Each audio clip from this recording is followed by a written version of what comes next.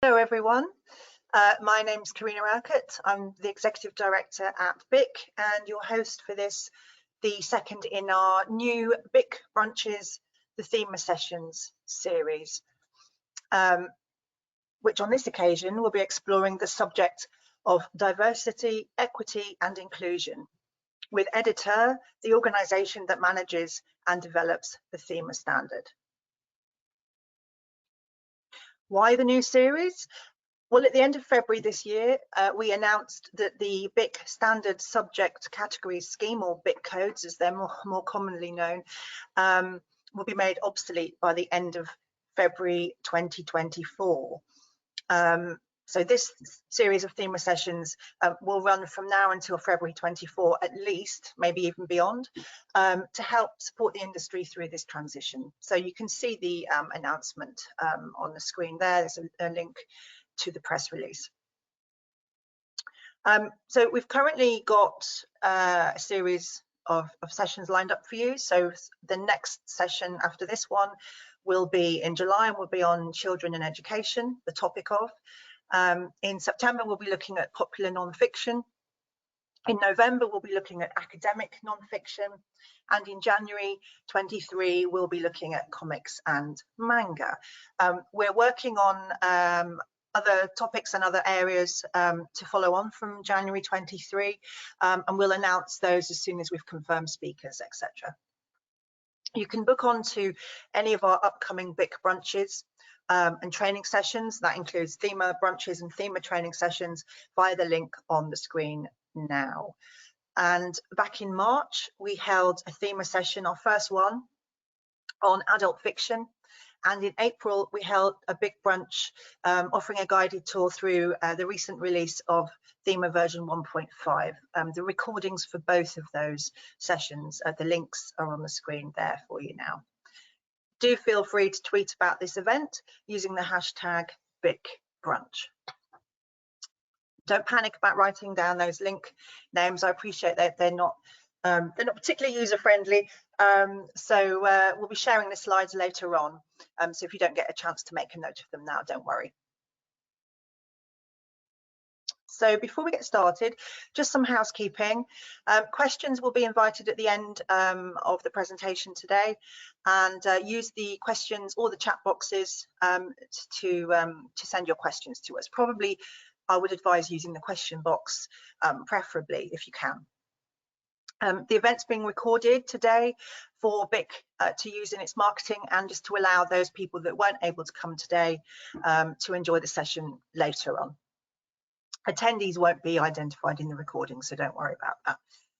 And finally, a gentle reminder that BIC is a neutral membership organisation, and as such, we politely ask that all attendees and the speakers today strictly avoid any comments, conversations or questions that may be considered commercially sensitive or anti-competitive.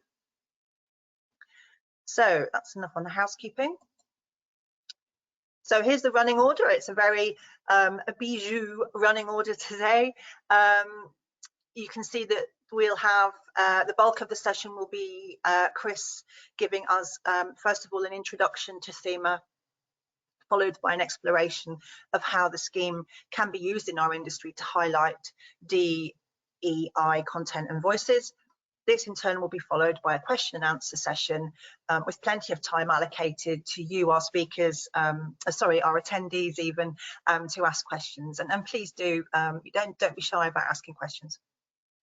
We'll try and get through as many as we can. And we'll finish by 1:30.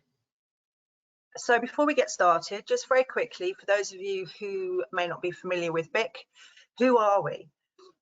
Well, we're a BIC is a UK-based, not-for-profit members organisation at the heart of the book industry.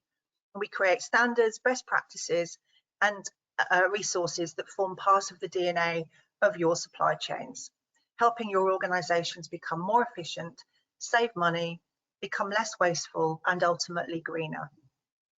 We hold a unique position of trust, facilitating UK and international industry-wide collaborations to reach agreement on dependable standards and best practice in the supply chain. We do this in a variety of ways, including running 5 strategic committees focusing on metadata, libraries, physical, digital and green supply chains. We offer training events and workshops and execute supply chain related projects for and on behalf of our members, but also the wider book industry as well. So the work we do is for the benefit of both of those communities. We also operate 3 industry recognised accreditation schemes, and you can find out more about all of that on our website via the link on the screen there. So back to the purpose of today's session. As you can imagine, there's a lot to cover today, so I'm going to hand over to Chris, who, as already mentioned, after a brief introduction to Thema, what it is, a bit about its history, structure and governance, is going to share with us some expert hints, tips and advice on how Thema can be used by publishers and booksellers and other stakeholders in the industry to help with the discoverability and promotion of diverse voices and content and themes. So over to you, Chris. I make you the presenter. Thank you, Karina. You should have it coming your way now.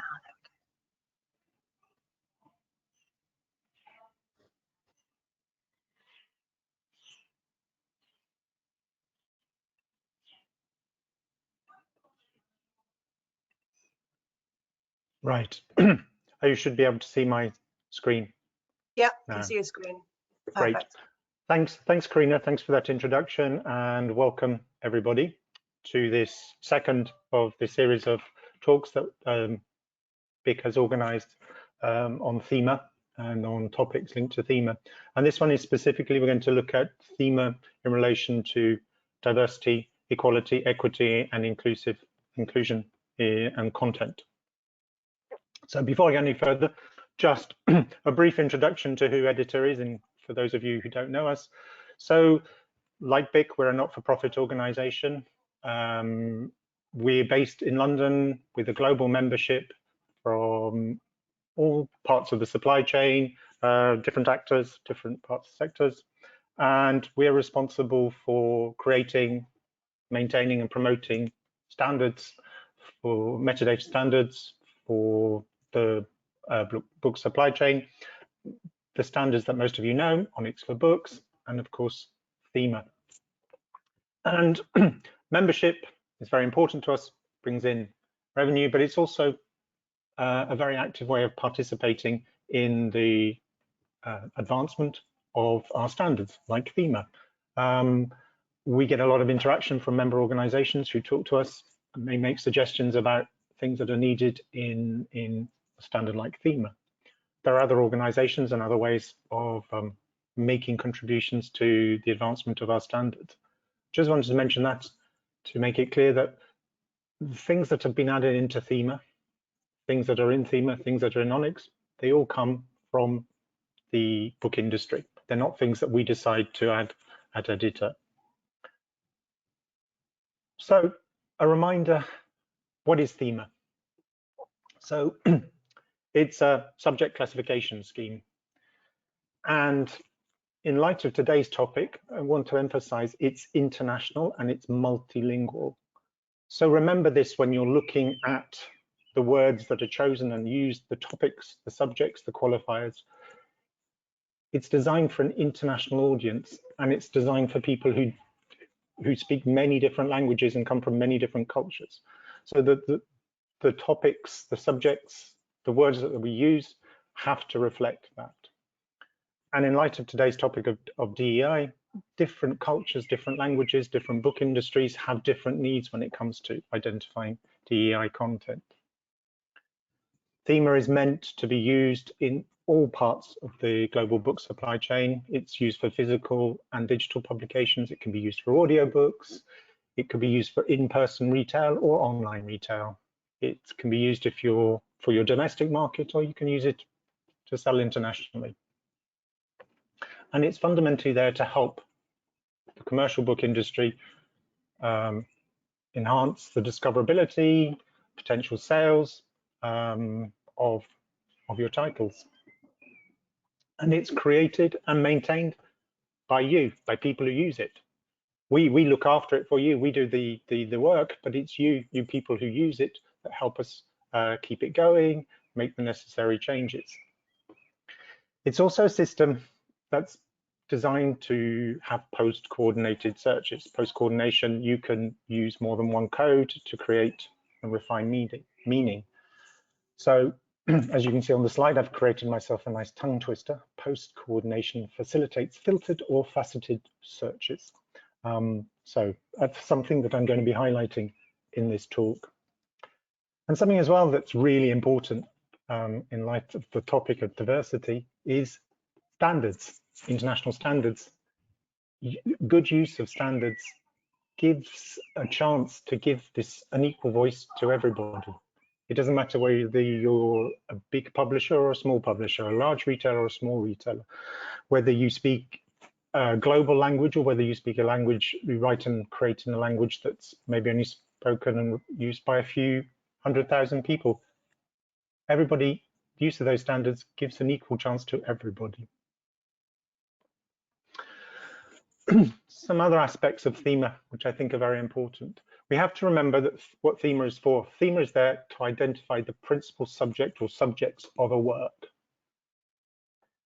Thema is not there to simply identify a few peripheral themes or incidental characters who are mentioned in the book.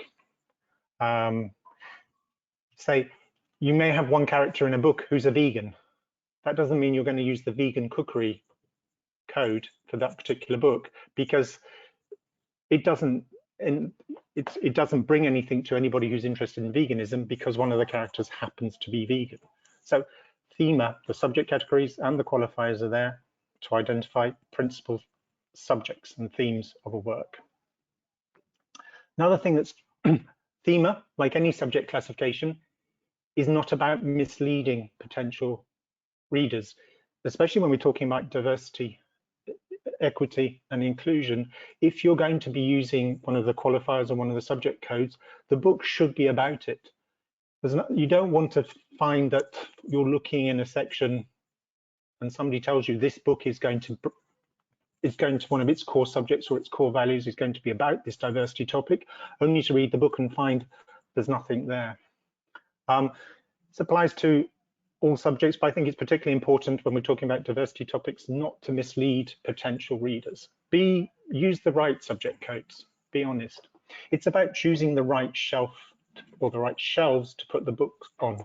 If you're somebody who's classifying a book, would you be comfortable seeing your book on that shelf in that section? If you were a reader, would you be surprised to see that book in that section? Thema is also not about a target audience. You can't use the qualifiers to say this is our primary target readership. But of course, when you're talking about classification, there's an overlap, because if you use a Y code, the codes that are meant for children or teenagers, there's going to be an overlap with the audience. If you're using a subject code that's about an academic topic, you're talking about an academic audience, but they're not primary. You can't use them to replace audience information. And Thema is not about the identity of the creators of the work. You can't use Thema subject codes or Thema qualifiers to give information about the person. But again, there may be an overlap. A lot of writers write about who they are, what they know. So there may be an overlap. The subject of the book may correspond to who that person or part of that person's identity, but you can't use a Thema subject code or a Thema qualifier specifically to give information about a contributor. That's dealt with elsewhere. And to remind you the structure of Thema, so we have about 3,000 subject categories. Inside those subject categories, there are many topics that deal with DEI topics or could take a DEI approach.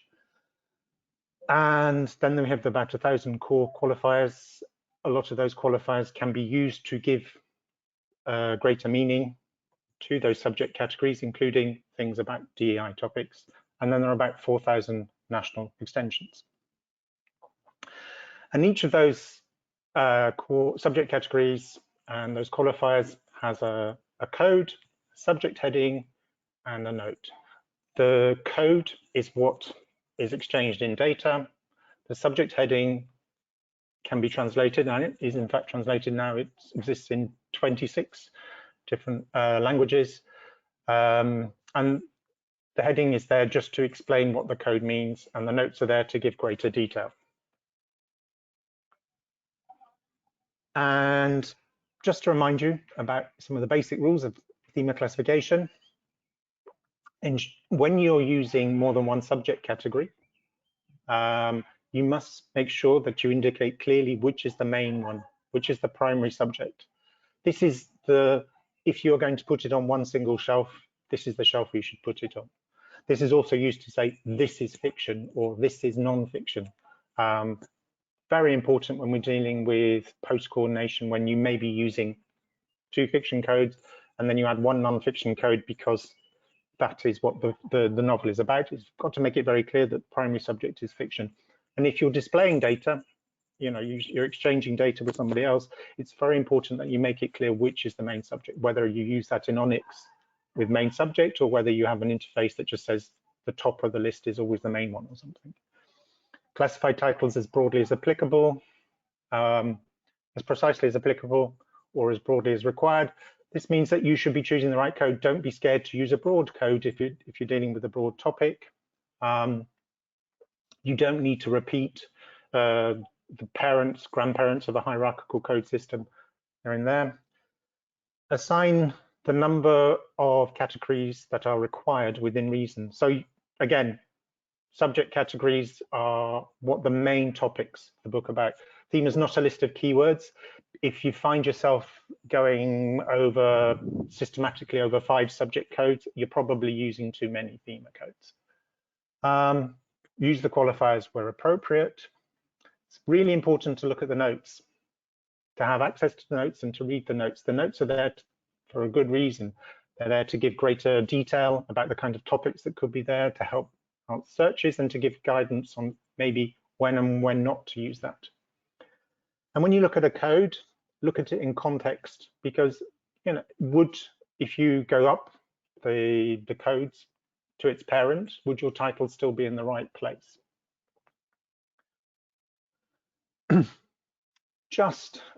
So diversity, DEI, diversity, equity, equality, inclusion. So just to remind us broadly, there are people out there who are far better experts on DEI than I am, who do very good presentations on what DEI is. So I've just picked up a few things just to remind us what we're talking about. Diversity is the range of human differences. And I've put some of the examples down, the kind of things we're talking about. Ethnicity, gender identity, gender, sexual orientation, age, socioeconomic status, physical abilities, etc., etc., etc. That's what diversity is about. You often see the E in DEI either being used as equality or equity. Both apply. Equality is about giving everybody exactly the same resources or opportunities. Equity is understanding that not everybody comes from the same circumstances, and you allocate the exact resources and opportunities to achieve an equal outcome. So there's a slight difference. So that's why you will see one or the other or both in DEI explanations. And then inclusion is about deliberately welcoming diversity and creating environments where everybody can thrive and succeed, where you create an inclusive culture. And that's something that the book industry is trying to do. A lot of people do it already, and the book industry is trying to make it a priority and do more of this. So how do we look at DEI in the book industry in regards to metadata? So first of all, organizations may be collecting information about the real world person, about the individual. You might be collecting personal information about contributors, the creators of the works that you publish. This is information that you are collecting for various reasons, but it's not destined for public use. You might be, for example, collecting information, how to address the person correctly. What is their preferred naming convention? How do you pronounce their name correctly? Do they have a preferred pronouns, etc.? That's the kind of thing that you might want to collect information internally. You may be measuring DEI in regards to what kind of titles you're commissioning if you're a publisher. Are you paying equal advances and royalties to people regardless of who they are, or, you know, is there an inequality there? How are you treating marketing? Is marketing done on a level, is there a level approach? You know, there may be different reasons you're collecting statistics. Human resources may be collecting data about people who work for an organization, you know, to understand pay levels, training, professional development, equal opportunity. You know, there are various reasons why we might be collecting data in an organization. All this data, it's really important to fully understand legal and privacy concerns. If you're collecting any form of data about a person that could be considered sensitive, you have to be aware of legal and sensitivity issues. There has to be an open communication with people who you want to collect that data from and who are collecting data and who may have access to that data. You have to be very careful who can access that data, what do you do with that data. It's all, it has to be very clear. If you are collecting data about your contributors, for example, you have to explain to them, why are you collecting this data? What are you going to do with it? How much of that data are you going to make anonymous, etc. So, and if you are going to make use of data for marketing reasons, you must be very clear with the contributors, the difference between data you collect for internal reasons and data that you may use, metadata you may use for external reasons. And then again, there are organizations who may want to collect data to measure DEI topics. So a publishers association, a government body, etc. may use that. Thema, Onyx, that's not what they can do. This is not what Onyx and Thema are for, this kind of data. You need internal structures or other ways of doing it. A lot of this data will be anonymous, so that's not what we do. Then you've got metadata about the public persona of the contributor. This is the data that is going to be shared externally and probably will be displayed in public, for example, for marketing purposes. And again, with living contributors, it's very important that data that is shared about, even if it's the public persona, is shared with that person's consent and understanding. Why do you want to say that about me? Why do you want to put that out there? So the person has to be happy with that. And somebody who's collating that data and using that data to create the metadata that from a publisher that may be sent to a third party has to understand how they can use that data. An organization should have clear policies about use of data. Nobody should make an assumption about somebody else without, especially a living contributor, without that person's informed consent. So you have to understand what you're going to do with that. Now that's what Onyx is for. There are other ways of communicating public metadata about a persona, but Onyx is there for Onyx for books. You can use that to communicate various bits of information. Very important part of Onyx is the contributor composite. You can do things like the biography. The biography is very important. You can put a lot of nuanced information in a biography. There are things like associated places, where the person comes from, where the person currently is associated with, lives, etc. Alternate names in some cultures. It's very important to be able to give a transliterated name or translate names, perhaps an earlier name or a later name. There are various things that you can do with a contributor. You can also, there's the events and marketing information associated with that contributor that can be very important for sharing with,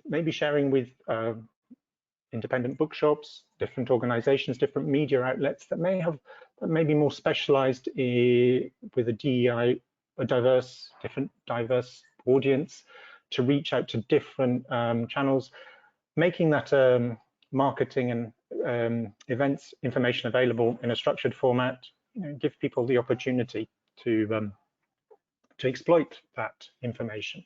Maybe bring your authors in front of new audiences, different channels. And you can be used by booksellers, librarians, educators, etc., to create lists that may interest their readers, or promotions, etc. And then we have information that's associated with the content of a published title. And again, ONIX can be used to communicate this information. There are other ways of communicating this metadata as well, but ONIX is the main way of doing this. So you can communicate all sorts of different bits of information about the content of a published work to the global supply chain. And in that, there will be various things that could cover DEI topics in the bibliographic information, or in the commercial or marketing information. Got things like what do you do with textual descriptions? That's very important, the language you use, how you describe the book. Information about prizes. There are multiple prizes that are awarded to specific groups that can help identify diverse content. Language information. This book is translated from this language, you know, give a different perspective, a different point of view on something. Audiences information. You can give, there's ways in ONIX of giving more detailed audience information by description. Where the book was published. Are you giving, if you're a retailer, are you giving a chance to books published in African countries or in Latin America? Or are you only concentrating on the big markets? Information about collections, about accessibility. Accessibility is an aspect of diversity. Are your books, are you making your books, digital books, accessible? Are you excluding part of your potential readership by making books non-accessible? And accessibility from a point of view of accessible content, but also accessible, like if your market is isn't as wealthy, are you excluding them by not making the price suitable for that particular market? Are you only fixing a UK price, etc.? Things like name as subject or keywords, all can be used. And then subject classification. Subject classification is one of the key parts of the metadata that helps in search and discovery, and hopefully improving sales. And subject classifications, it's about giving booksellers, librarians, educators, and readers accurate information about the main subjects of a particular title. And that allows them to discover them, discover the right titles for the right person, and they can make informed choices about that. It's better if you're a bookseller and you've got a client requesting a school, you've got a school who wants books suitable for an age group about West African countries. It's much better if you can identify 10 titles that might be suitable, and then you might choose 3 of those, rather than having to go through hundreds and hundreds of titles just labeled as children's picture books. So using that information makes life easier for other people in the supply chain. Let's have a look at an example. So this particular title, so this is the ONIX side of things. So this is some of the information that you can put into contributor composite. So we have the classic, the contributor role. This is the author of the book. We have an ISNI, International Standard Name Identifier. Then we have the person's name presented fully, and then we break it down so we know which are the key elements of the name, etc. And then we have the biographical note. And in this biographical note, you will see that this author, Alok, has preferred pronouns that they have put in the biography. And they've put various other things in. The important thing about this biography is the author themselves wrote it, gave us permission at EDItEUR to use this in training, so there's consent, but this is the information that this author is comfortable with sharing as the public persona, and that's how you put it in ONIX. You can also contribute a place. That's where you can give information about particular places that a contributor is associated with. And then for the same title, we would include this in ONIX. but you can send information about the subject of the book. So we choose our subject categories, the 3 starting with Y, saying what this book is about.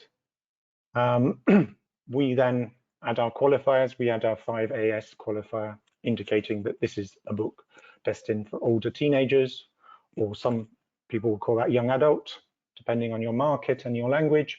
And then we've added in some qualifiers as well, because the course subject of this title also deals with LGBT topics, and also a lot on transgender and gender minorities. So both these qualifiers are important here.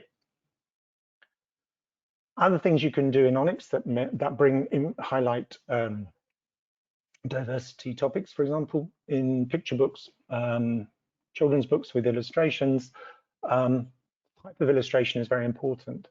You may have books on a topic like this book, The Great Big Body Book.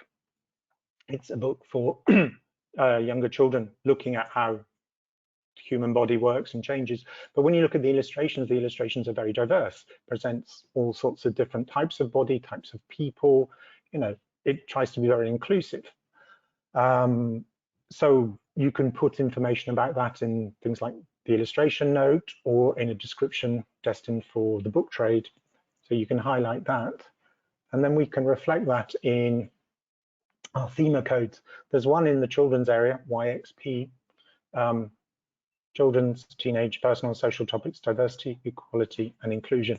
It's a code that's there mostly for things like picture books that that have an approach to DEI topics that may deal with another topic, but the approach, the presentation of the book, the way they're illustrated, do meet the DEI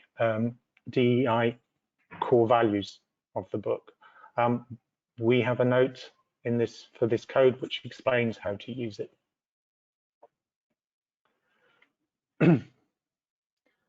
When you're looking, so we have another book here, Disability Visibility. It's an anthology. So when we're searching for the classification, the right classification, we'll type into a word into the Thema browser, and it may come up with various different options. So what we have to do when we're looking for this is make sure we look at context, because here we have books in the social sciences, but subject codes in the social sciences, in the law section, medical section, sports, etc. But here we're dealing with, I'd choose a social science code. So you've got to look at the context of the codes and what your book is actually about. Also, sometimes you'll have to use you might not find the right word straight away, so look at variations. We do try and include words in the notes to make searching more easily, but there may be there may be a topic that you use a word for that we haven't got that word in the notes, but we've used a different alternative name for that. So sometimes you have to search in different things, and then we use that to create our subject codes, choosing one that's the main subject, and then using anthologies and memoirs to give extra information about it.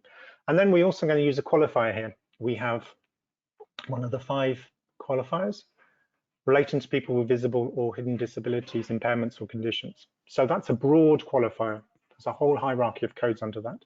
But this is because this book deals with various experiences, various different abilities, impairments, and disabilities. And those 5 codes are really important, can be used with a whole host of different books. So we have, it's something we have tried to, the different users of Thema have made suggestions. So quite a few were added at 1.4. Some now have been added at 1.5, some new ones. There are always things that we can make additions to if they're needed in the book industry. And the idea of these qualifiers is that you can use these qualifiers with any subject category, and it doesn't matter whether it's fiction or non-fiction, whether it's adult or children's, you can use these qualifiers to create that link across different subjects that allow for the faceted searching. So you can use it with children's biography, you can use it with memoirs, you could use it with fiction, You could use it with fantasy. So for example, if somebody wanted to create a section that was fantasy, the Unlocking the Magic is an anthology of fantasy writings, where all the main characters have some form of disability, so some form of hidden disability. The Patience book, it's a novel, but the main characters have different disabilities, so you could give people the information, give them those qualifiers. If a retailer wants to create a section of fiction about disabilities or things like that, there you've given them the qualifiers. 5 has a lot of different qualifiers that are useful. So the 5As are there mostly to be used with the Y codes to say what age group it's for, to give information. As you know, we use numbers, we don't use words, we don't say middle grade or juvenile or young adult, we just use numbers, so you use those. But within this section, we have 3 codes, 5AR, so for reluctant or struggling readers, children's teenagers, and then 5AX and 5AZ, adult emergent readers, and for people with learning communication difficulties, impairments. That 5AZ is very important. It allows you to identify content, especially physical content, that has been adapted specifically for people with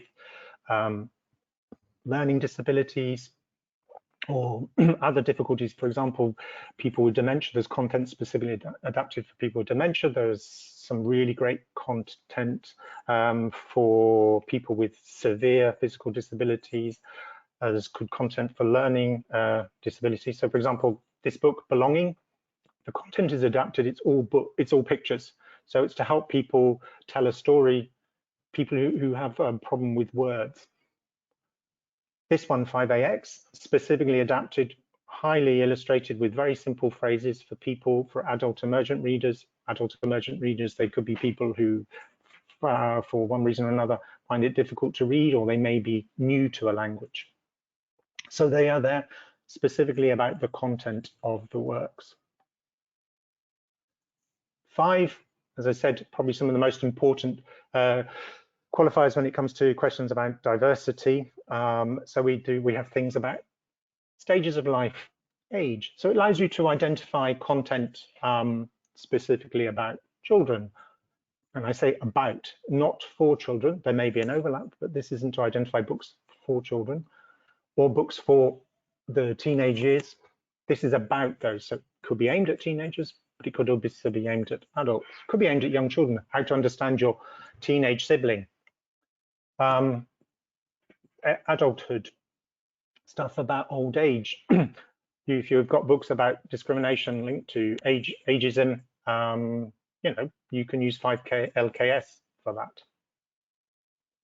We also have a whole set of qualifiers linked to particular religious groups, which is meant to identify content that lies outside the religious subject. So we have the QR codes for adult content about religions and in the YNs for children's, but there may be other information, other content that is suitable for particular religious groups. So we have these qualifiers. And then we also have qualifiers for holidays and special events. And some of those can be useful when you're looking at DEI questions as well. So here's just an example. It's a children's book, it's a children's picture book set in Brooklyn. Story of 2 small boys who live in the same street. They meet at the food market. One is Jewish, one is Muslim, and the story takes place when Rosh Hashanah and Ramadan fall at the same time, which happens, but is quite rare. So it looks at the 2 festivals. It also looks at aspects of being Jewish, aspects of being a Muslim. So we can use those qualifiers on this title. And within the 5s, we have other things as well. We have ways of identifying socioeconomic groups. Depending on your cultural context, we could be looking at class things or things about poverty or wealth, different ways of different content linked to different socioeconomic status. We have a whole set of qualifiers that look at different groups of people. So when your content is about a particular group of people. So we have the 5PT, 5PU, 5PV that look at transgender, gender minorities, intersex, asexual. We have the LGBTQ section, which has some subsidiary codes as well, bisexual, pansexual, polysexual, gay, and lesbian. So you can identify different topics using these different qualifiers. And then we also have a little new section in the fives, and the one that's particularly important here when it comes to DEI is 5YA, relating to non-stereotypical gender roles. So using two of those qualifiers, so this is a non-fiction book. This is a serious academic book about looking at LGBT people in older LGBT people. So we've got the psychology code, we've got the LGBT subject social science code, we've got the mental health code, but then we also have the two qualifiers. So if I'm looking for books specifically dealing with older people, late adulthood, old age, I've got the 5LKS. I also have got the 5PS, the broad LGBT code, which covers all of these topics. So I'm using those qualifiers to allow people to find different things. So if I'm looking in the psychology section specifically for LGBT topics, I have that 5PS or some of the subsidiary codes that can help me find those things together. Just want to think about what those 5 codes are not. So if you're classifying books by Ludwig Wittgenstein, you'd use philosophy codes, depending on which topic inside philosophy it was. But would you use 5PSB, relating to bisexual, pansexual, polysexual people, because Wittgenstein was bisexual? No, unless you were talking about his diaries, maybe if you're classifying some of his diaries or a collection of his letters. If you were looking for the classification of Stephen Hawkins, you'd use one of the physics codes. But would you use the 5PMN, relating to people with degenerative conditions? No. Not for his books, because that's an aspect of who he was, not what he's talking about in his physics book. Frida Kahlo, if you were publishing a book about Frida Kahlo's art, would you use the 5PMB? No. If the book was not about Frida Kahlo's life and how she dealt with the different physical impairments that she had and the problems that were linked to it, you would not use that as a qualifier. And with Marie Clark Taylor, wrote a lot about American academic who wrote about botany, plant sciences. You would not use a code like 5PBD, relating to people of the African diaspora's heritage, because that's not what she wrote about. That's not what her books are about. Her books were about botany. So remember, the qualifiers are not about who the person is or was, it's about the content of the book. And when we're classifying books, we always have to think about the subjects first. So we take our novel, this particular novel, it's based on the author's life, so it's autobiographical fiction. By the way, these examples, this is what I have come up with. This isn't necessarily what the publishers themselves have chosen. So if there are mistakes, they are mine. I've chosen a narrative theme, coming of age, because that's one of the major themes of this book, and it's funny, so humorous fiction. So I do my subject classification first, and then I'm looking at the qualifiers. I'm going to look at aspects, key aspects of this novel that are really important. And 2 things that are really important in this novel are place. It takes place in the Black country. So, and that is an important aspect of this novel, and it takes place in the early 70s, also a very important part of the novel. So I'm going to use those 2 qualifiers, place and time. But then I'm also going to look at some of the DEI possibilities. It's about the teenage years. The author is writing about all those things that can go on, the changes in your life, being a teenager. So I use the 5LF. It's about somebody of British South Asian heritage talking about that. So I can use that particular national qualifier. I can also use the more general one, the South Asian diasporas. It's also about being a poor working class person in this town, this place in the Black Country in the 1970s. So I can use one of the 5 PDD, the relating to lower socioeconomic groups. All important aspects of this particular novel. And those groups we've greatly expanded them in 1.5. There are a lot more options. They're done by geographical regions. They are there to help identify content that is about a diaspora group or people from a particular heritage, but we haven't gone into too much detail. We've stuck to big groups just to give people a way of identifying this content. There are also qualifiers that identify particular groups of people. A lot of these have come from particular national groups, they're national extensions. They also can be very useful to add. For example, in the United Kingdom,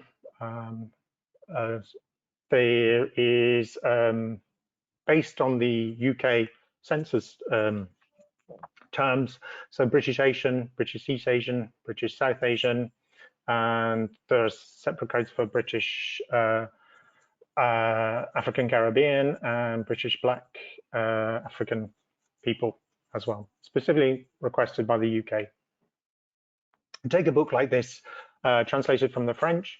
Again, primarily we're going to put it in modern and contemporary fiction. That's what it is. So that's our main subject. But it has 2 very strong narrative themes: identity and belonging, displacement, exile, and it's translated. That fiction in translation is also a really important thing when it comes to DEI. But I'm going to use one of the qualifiers, people of the North African Maghreb heritage, because that's what it's about. It's about a Moroccan person who's gone to Paris. But then I'm going to think about other main topics. So one of the main characters, it's about that person transitioning. And so maybe I could add the 5PT qualifier because it's an important topic. When I read the description of the publisher's description, these things possibly could be the right things, but they have to be main topics. And I haven't read the book, so I don't know if they are the main topics of the book, because it says in the presentation it's dealing with the person's growing older, but a middle-aged person growing older. It's about struggling when you're poor as a migrant in Paris, and one of the main friends is gay. So, but I don't know how big a topic they are. So I would only say put them in if they were the main topics, if they would bring something else. This, as I say, spoiler alert, they do both die at the end. So sorry about that. This one, all those different 5 qualifiers are key aspects of this novel. The 5A tells us, the 5AQ tells us it's for older teenagers. 5LF tells us it's about the teenage years. It's about the struggles of being a teenager. One of the main characters is bisexual, the other main character is gay, and they're both Latin, Hispanic American boys. So all of those are key aspects of the novel, and all of them would be, it would be legitimate to put them on a shelf for any of those sections. And if it was put on a shelf, it's up to the retailer what they call that shelf or how the person does the search. Thema doesn't impose the wording a retailer or a website or anybody else uses. That's up to them how they actually use that code and how they classify it. So if I'm looking for, I wanted to put it in the YA friendship fiction section, I could do that. Teenage Latinx fiction,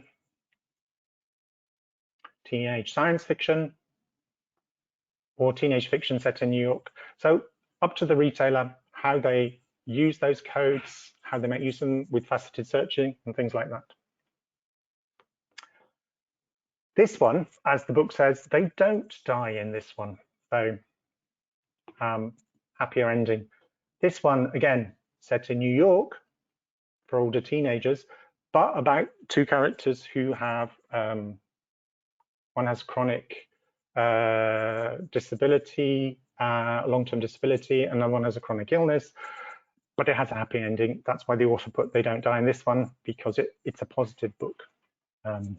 It's not a sort of struggling book. But again, I'm using the 5 p.m. qualifier, the broad one, because it deals with various aspects of disabilities. And again, up to the retailer, what section they put it in. Now the book, using fiction codes for children. This one is set in Chicago in the Dominican Republic. That setting, there are key aspects of this, and also that setting that is in the Dominican Republic, for example, key when you're looking for books that take place maybe in a different country.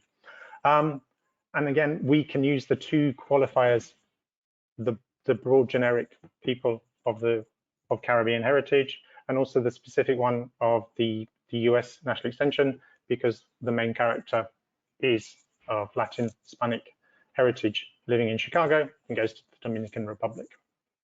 And again, we can put it, the retailer can use the terms that they prefer.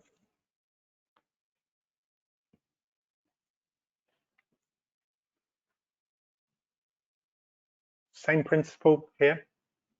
Another book, historical fiction, dealing with somebody, a novel, but about somebody having to flee Castro's Cuba in the early 60s. So it's set in Florida and also set in Cuba. We've got a place that gives us a way of finding children's fiction that is set in other places. Again, we're using the same 2 qualifiers. But this one is also very interesting because it's a good example of how people, the writing reflects how a lot of people of bicultural heritage, bilingual people speak. They speak, if you're speaking in English, but putting Spanish words in this particular case. It's a very common thing. So this one is very interesting. It shows a different aspect of diversity. And finally, take this book. We're using one of the qualifiers picks up on books to do with people of African diasporas, African heritage. This one is the story of execution of a slave in Montreal. And what we can do is we can give information about that person. We can use part of ONIX that's called name as subject. Name as subject is a way of giving a structured communication saying this book is about this person. And within that, we're using the ISNI. International Standard Name Identifier is a 16-digit unique identifier that identifies public personas who created something. And this particular person has an ISNI because there are court proceedings about her. Very interesting use of the ISNI because we do not know this person's real name. All we have is her different slave names. Each time she was sold, the owner might have changed her name or given her a different name. So we don't know, and it's not recorded in the court records. So that ISNI is very good. And the ISNI is a very powerful thing as well because that unique identifier gives the possibility of linking this title with other creative works about this particular persona, broadening the possibility of discovery of other things about her. So the book about the trial, which was published in French, academic articles about her and the trial, a play that was put on, a documentary film about her, or it can link to a Wikipedia page. So having a unique identifier like ISNI is also a very powerful thing when we come to topics like DEI. Just to remind you, there is various information available from EDItEUR, and we have published and just updated 2 documents that were already existing. So we've done a paper on how you can use ONIX and Thema to improve discovery, and there's a supplementary paper on showing some extra worked examples as well. These, don't worry about writing down the links. The slides will be shared, made available to you all. And then there's some other information for those who are interested in DI topics that I recommend. That there's some very interesting reports and works done, and an incredibly interesting webinar that was done by BookNet Canada discussing the use of metadata about creators. It's about an hour and a half long, but it's worth watching. It raises a lot of topics about how we use data, about authors, etc. in the supply chain. And that's it. I shall now hand back to Karina.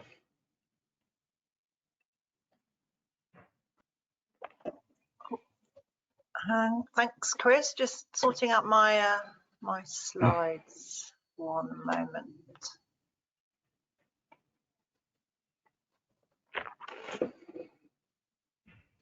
Great. So yes, thank you for that. I had the feeling that your presentation could go on because there's just so many. What's really obvious from your presentation, Chris, is the sheer breadth and level of detail that is within Thema. I know you touched on Onyx and ISNI as well, but this is predominantly about Thema. So it's just that sort of wealth of information and sort of granularity as well. It is fantastic, and the flexibility as well to be able to combine the subject codes with the qualifiers, I think is really, really important. So I'm not going to sum up any more than that. I will wait until the end of the session because I'm quite interested to see what questions we may have coming in. So I would like now to invite our attendees to submit any questions in the question box, so don't be shy. And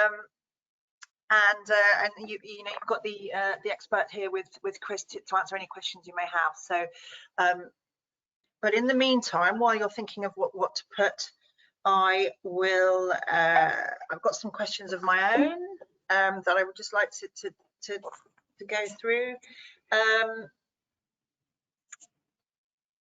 Is there a right or wrong way to do things? Let's start with a general question first of all. Yes. Obviously, there's nuances in between. This is not going to be black and white, but there definitely is a right way to do it. Right way to do it is, like I set out in the 6 rules.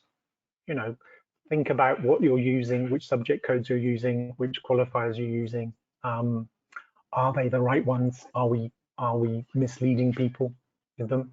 The wrong way is to add loads and loads of subjects and qualifiers that are just minor aspects of the work, or maybe not true.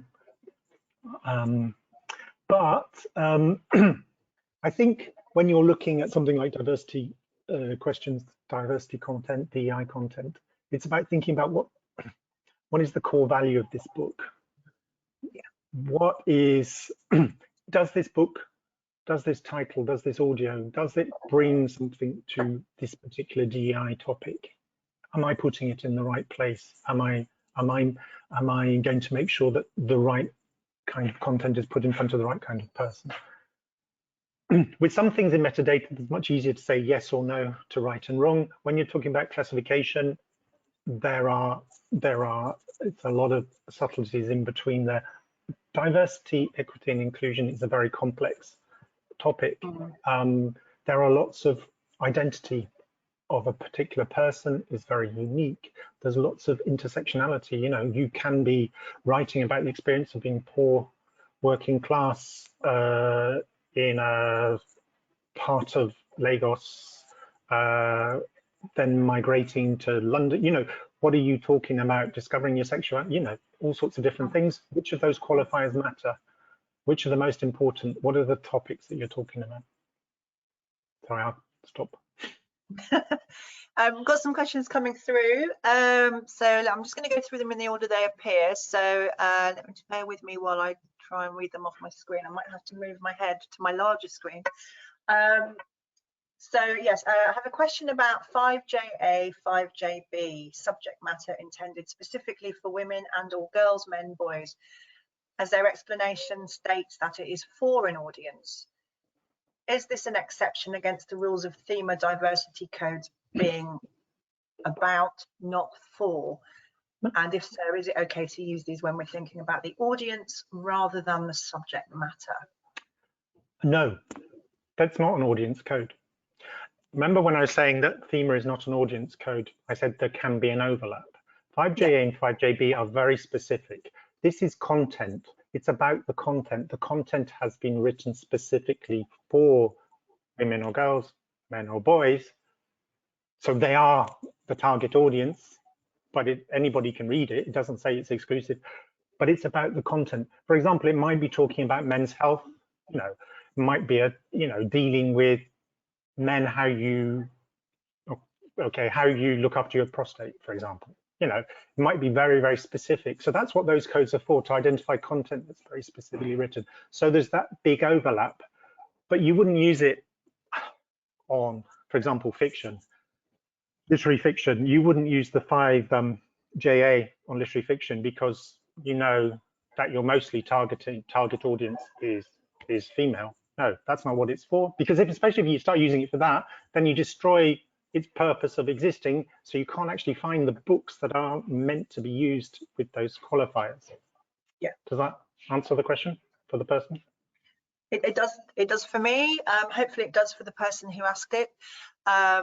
If it doesn't, they can carry on the question in the question box if they want to. But yes, it answers. I think that makes perfect sense. So the next question I have on my list here is, I might just make it a bit bigger. I'm finding it difficult to read. You recommend using very specific codes, brackets, qualifiers, as well as more general ones. Is there not a danger of confusing retailers when doing this along the same code path that may result in less granular categorization and consequently less discoverability and lower ranking?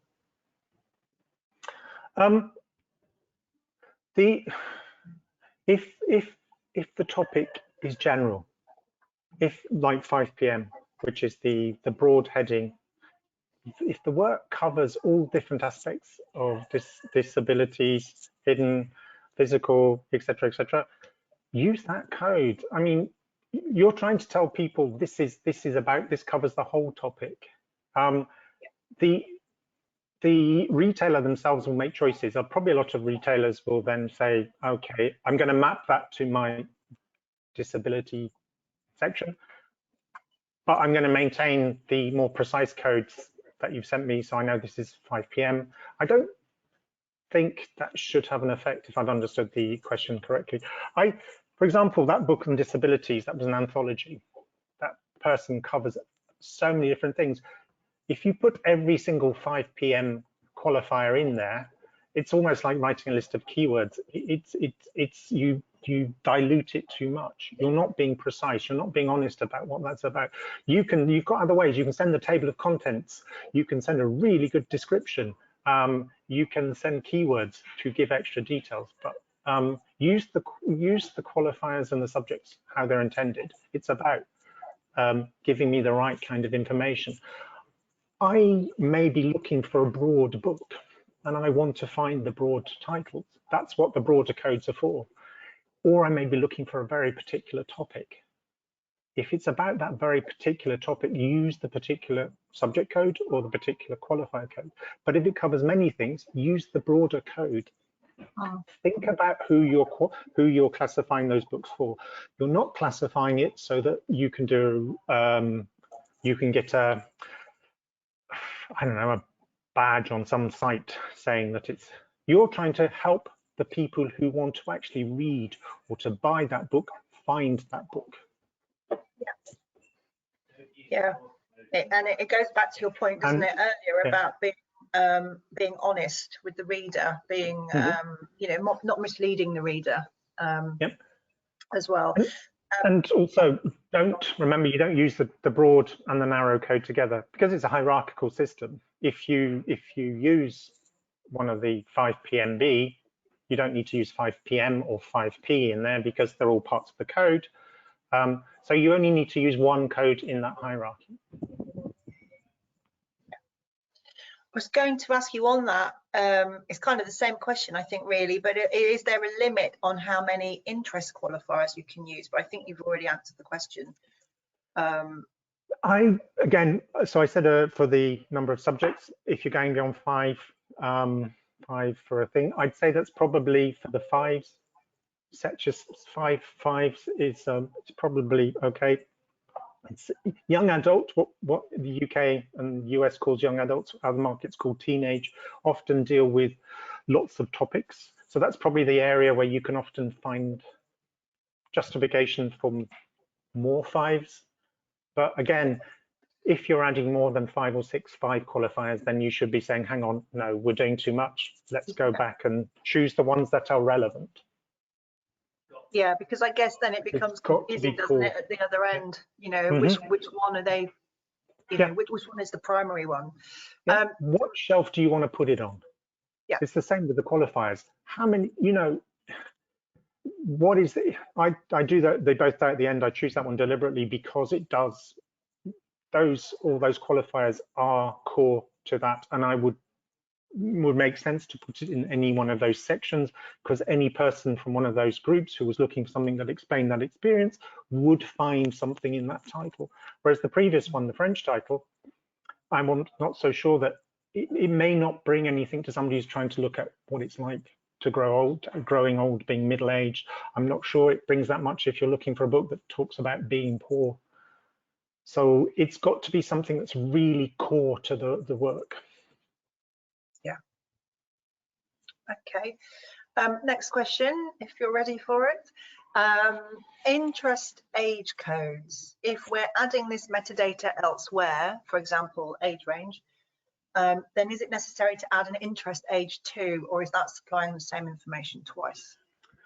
Remember what the 5A qualifiers are for in Thema. Your system, if you're adding them in a system may be able to generate them automatically and add the 5A qualifiers. The 5A qualifiers give meaning to the Y codes. So we have one big Y section that's called children's and teenagers.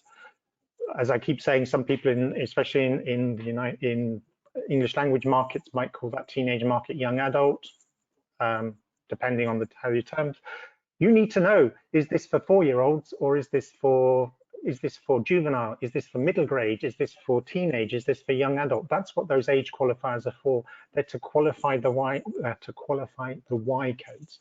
And we use numbers because we can't use words, because the words have different meanings. They're not precise enough. Young adult is not precise, doesn't have the same meaning in different markets. So we just use 14, 15. But that's what you need. You need to put those two things together to create the subject. If you have a system that adds interest age automatically, you can set your system up to add that 5A, the relevant 5A qualifier, but you should include that in your metadata, because somebody may not be using the Onyx part of it, may not be using the interest age. They may only be looking at what you've got in Thema subject and qualifiers. Okay, thank you. Just see if there's any more coming through. Can't see any at the moment. Hopefully we'll get some more. In the meantime, you talked about post coordination. For the benefit of those listening that may not be familiar with what that actually means in practice, could you just explain what you mean by post coordination? Yeah, the subject classifications, there are two basic ways of doing them: pre-coordinated or post-coordinated. Pre-coordinated means the code, like the BIC codes, for example, are a pre-coordinated system. There's a code and a heading, a label. That's what it means. You can send more than one BIC code, but the sending of two BIC codes does not change the meaning of either BIC code. Post-coordinated means that you can send two things, and for example, a Y code with a 5A, you put the two together and you create the meaning. So I use a YF code with a 5AS, then I know it's fiction for older teenagers. The meaning of each code in a post-coordinated system remains constant. YF still means children's fiction, still means children and teenage fiction. 5AS still means 14, 15, I can't remember off the top of my head. But you put the two together and you can create a different meaning. In the examples I was showing you with the orange bands coming across, I've got the qualifiers: New York City, LGBTQ, Latin, Hispanic American. I could put those two together and create a section called Latin, YA Latin fiction or YA LGBT fiction. So I can take my codes and use them together. They're also for faceted searches. So that's like, I can use this subject, fiction, general literary fiction, and then I've got all these options for searching. So Okay, that's thank what you. it sort of means. Next question is, how can retailers use Thema in their systems to help discovery? So I'm thinking, for example, if they've got somebody standing in front of them saying, "Paul, have you got anything on Yep. X?"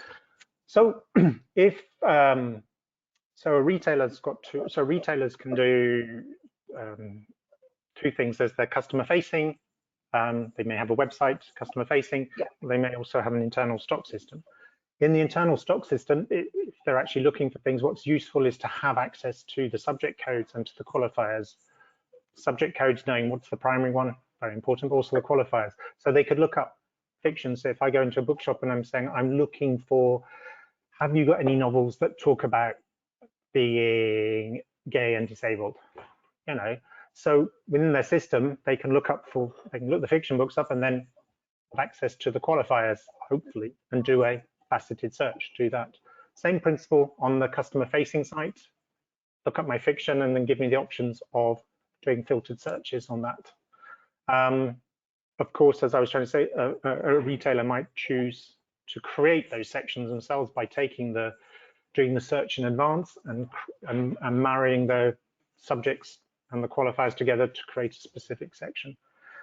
Also within a distributor, a wholesaler, a publisher, if you've got access to those qualifiers, you can do things like curated catalogs, answer specific questions from a library, from a school, from a bookseller who wants all your books about so-and-so.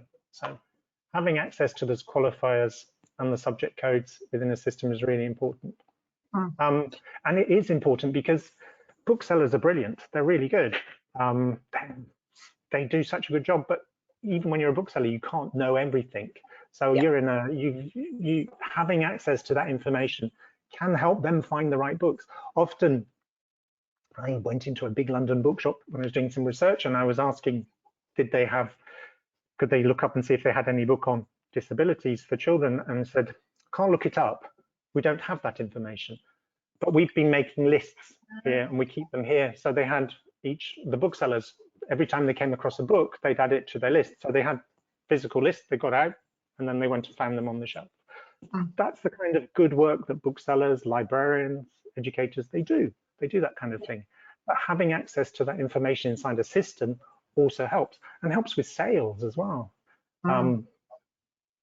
Yeah, because if you haven't, I mean, it may go to one of the questions we asked earlier is, you know, if the bookseller doesn't have that level of detail from all the qualifiers and from, because Thema can give so much information. You know, and the labels on the bookshelves can only be so big. If they've got that information on their system, they can be very specific about finding a book. You know, either for a person in front of them or for somebody online. So yeah, it's about the translation, isn't it, between the Thema codes to the bookshelf.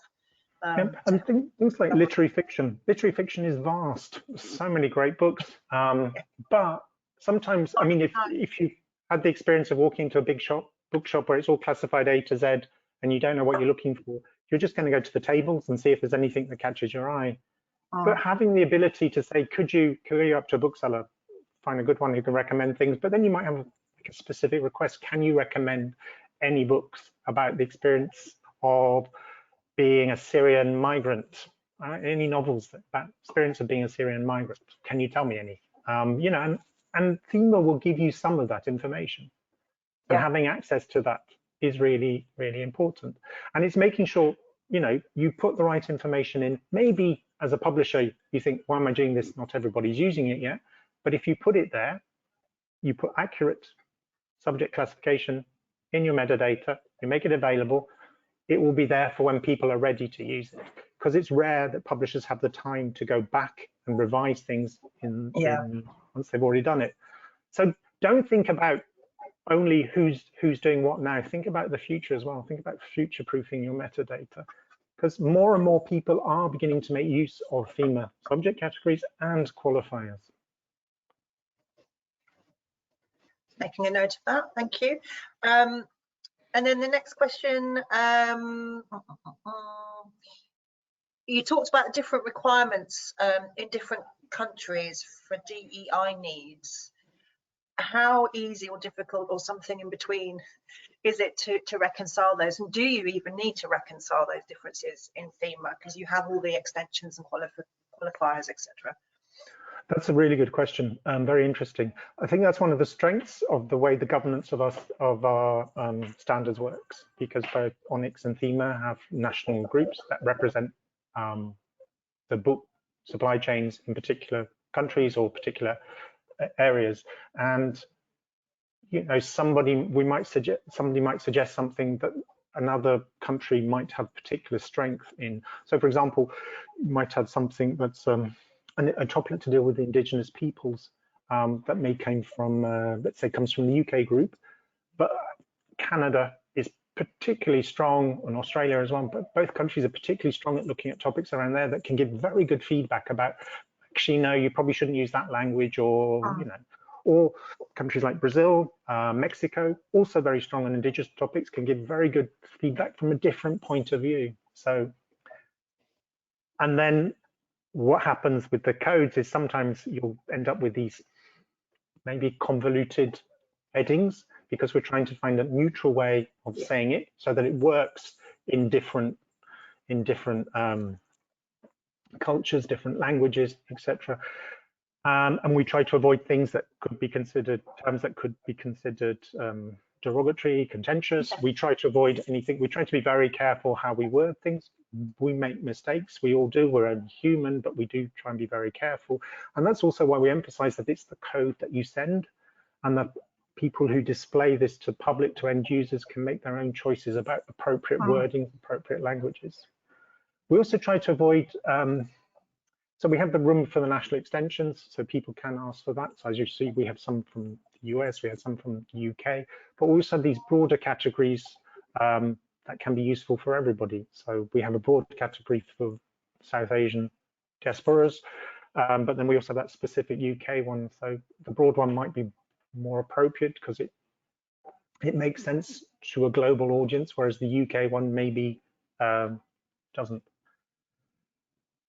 But if anybody wants, if there's a need in any book chain, and part of the global book supply chain, to add new, for example, groups of people, if make the request, justify it by saying, look, there are loads and loads of titles, here's some examples, and then we can start thinking about, okay, we're going to present that to the different national groups for the next version. And that feedback gives us, that feedback loop helps us make the choices. And it can take a while, you know, sometimes it takes a while because we've got to make sure that it's something, it's not just a fact, you know, it's not just a trend in a particular market, which, or a fashion or a particular word. It's something that the book industry actually needs, and is probably going to be something it's going to need for a while. And also that it hasn't already been addressed via different means within Thema already, via a combination of different codes. How would people go about, you said about, you know, asking for additional Thema codes. How would people actually do that? Would they contact you or Graham directly, or what's the best way? Yes, there are various ways. So there are national groups. We do have a list of them on our website. So, for example, BIC, the organisation, coordinates the UK one. So if you're a UK based, just to be clear, I was asking the question for the purpose of the benefit of people who may not, who may not know. I already know the answer. So you can get into, if you get in touch with BIC, they can point you to the UK group. If you're in the UK, other countries also have national groups, or you can always contact us directly at EDItEUR if you have an idea, or there may be reasons why you don't want to expose that to a national group. You might be commercially sensitive, but you think it's important. We of course, if we keep who asks confidential, but what we need is why. The whys of why do you want to have this code, etc. Then we may be able to reply. If we think it's relevant, we may also then point you towards that, your relevant national group as well, because you might want to have a discussion with a broader group. in advance. So yeah. And so what's the qualifying criteria for a new code, and does it get, how does it become accepted? There has to be a real need for it in the commercial book supply chain. There has to be a significant number of titles, or or it's a significant subject where there's publication, but you can't identify that subject at the moment using existing either individual subject codes or qualifiers or combinations of those. So we're not trying to, Thema is not trying to be an exhaustive library type, because libraries have brilliant cataloging systems, and like the Library of Congress, and they're huge, but they're doing a different thing. So we're trying to create something that's for the commercial side of things, commercial book supply. Okay, and you talked in your presentation about not using Thema for identifying the contributors. Does that happen? And if it does happen, how does it get resolved, or what are the consequences of doing that? So subject classifications are subject classifications. They're about the subject. It applies to Thema, and it applies to BISAC, it applied to BIC in the past, etc. So it's about what the book is about, and you're trying to tell somebody this book is about this topic. That's why I use that example with the Wittgenstein and the Frida Kahlo. If you're reading Wittgenstein, it's not because he was bisexual. He doesn't talk about that. There are other ways of giving information about a contributor. There is that overlap in some cases. Lots of especially fiction people, memoirs, people write about personal experience, and there is an overlap. But you've got to think, am I going to classify this in, I don't know, black writing because the author happens to be black British person, but is actually writing about gardening, and just writing about gardening, and they don't, their identity is not part of what they're writing about. So you should be thinking about what is the subject, and then look at what you can already express in metadata like Onyx about the public persona. And as with Thema, Onyx is there for the business needs of the global supply chain. And if there's a use case for different things in Onyx, there can be discussions about adding things, but it's got to be something that's, at the beginning, I was trying to make the difference between the public persona and the metadata about a public persona that's on the public, and then stuff that publishers, quite rightly, publishers or other organizations might need to collect for different reasons. Okay. Great, thank you. That's one of the, I was going to say, one of the good things about Onyx and of Thema, they're both living standards. They are there to reflect the needs and the changing needs of the global book supply chain. In your introduction, you say the big subject codes are going to go off into a happy retirement in 2024, because big subject codes were frozen. They've been frozen since 2010, and they no longer reflect the needs, whereas Thema is still, it has new iterations, so things can be added to reflect contemporary needs. And the same with Onyx 3, which can have things added to it. So and I think it's important, isn't it, to remember we're not trying to put everything into Thema. It's a very particular piece of information, or pieces of information. It's not, we have Onyx and ISNI. You talked about ISNI as well. There are other standards that will do the other things that we want it to, that we want to be able to do. So we've got to remember there's information within the business environments that are totally outside of what we're doing with the exchange of public data as well. There are things that we shouldn't be putting in Onyx, or Thema. Yes, exactly. exactly. That's a whole other webinar. Yeah. Okay, I don't see any more questions coming in. So just one last call. We'll just give it a few seconds to see if anybody's got a final question they would like to ask. Otherwise, I will move to wrapping up. So.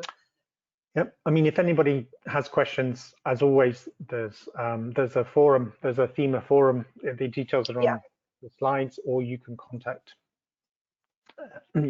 us at EDItEUR if you have questions about use of Thema or Onyx, or your national groups. There are often very interesting discussions that go on in the different groups about both standards, Onyx and Thema. Okay, great. Well, I think then we are done. I don't see any other questions coming through. So I will just wrap up then with some observations, just a summary. We've heard today how Thema is an international multilingual scheme that takes into account and embraces different cultures. It's entirely collaborative, and it's run by the industry for the industry, and it's governed by EDItEUR, who do amazing work and in-depth work on a lot of different topics, different subjects, and keeping that standard up to date and relevant. We've had a great summary, so 6 general rules of Thema classification from Chris today, so I thought that was a really useful slide. And a summary about what we mean by DEI.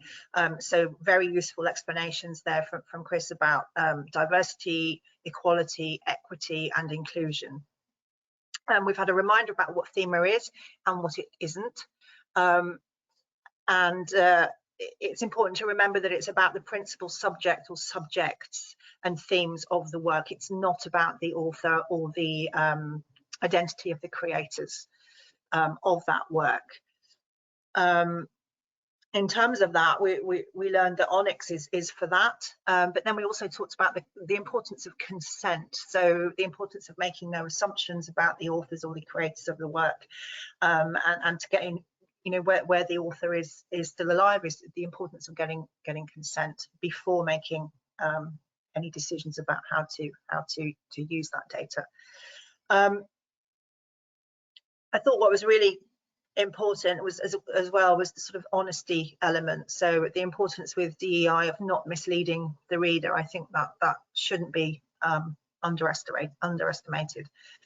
And then we heard about how Onyx can be used to communicate information associated with public persona of the contributor, and also how Onyx can be used for other DEI information that you maybe don't want to or shouldn't be putting or be using Thema for, and how that can all aid discoverability and enable the reader to make informed choices.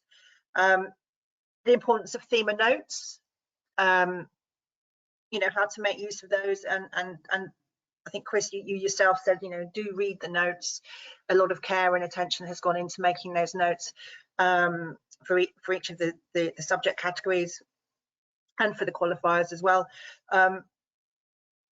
And where needed, the combination of qualifiers with subject codes can create accurate and very sort of pinpointed classifications.